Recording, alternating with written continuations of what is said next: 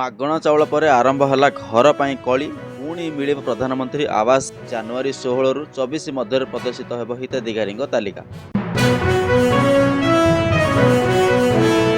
ତୃତୀୟ ଦିନିକିଆରେ ଭାରତ ବିରାଟ ବିଜୟ। ଶ୍ରୀଲଙ୍କା 317 ରନରେ ପରାସ୍ତ। ପୁରୁଷ ହକି ବିଶ୍ୱକପ Bharat England match draw. 4 point ସହ ଗ୍ରୁପ୍ ଶୀର୍ଷରେ ଇଂଲଣ୍ଡ ଦଳ। ପାକିସ୍ତାନରେ ଥମୁନାହିଁ ଅଟା ପାଇଁ ହାହାକାର। ପାକିସ୍ତାନରେ କରାଚି ସହରରେ ଅଟା ପ୍ରତି କିଲୋ 140ରୁ 160 ଟଙ୍କାରେ ବିକ୍ରି। 100 ବର୍ଷରେ ପାଦ ଥାପିଲେ ସ୍ୱାଧୀନ ଭାରତର ପ୍ରଥମ ନିର୍ବାଚନ ଲଢ଼ିଥିବା ଝାଡ଼ସୁଗୁଡ଼ାର ମକର ଧ୍ୱଜ ପ୍ରଧାନ।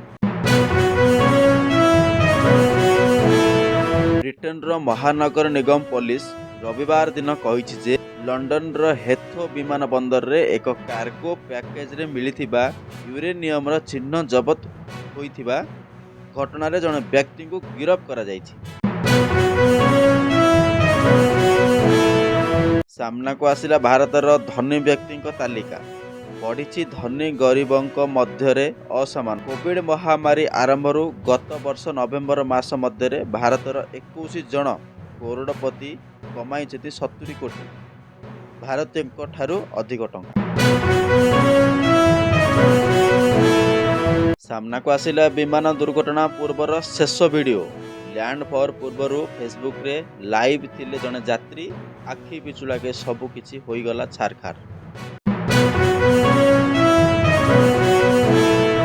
ସିକନ୍ଦରାବାଦରୁ ବିଶାଖାପାଟନମ ମଧ୍ୟରେ ଗଡ଼ିଲା ବନ୍ଦେ ଭାରତ ଏକ୍ସପ୍ରେସ। ନେପାଳରେ ବିମାନ ଉଡ଼ାଣ ବିପଦ କାହିଁକି? ଗତ 10 ବର୍ଷ ଭିତରେ 20ଟି ବଡ଼ ଧରଣର ବିମାନ ଦୁର୍ଘଟଣା।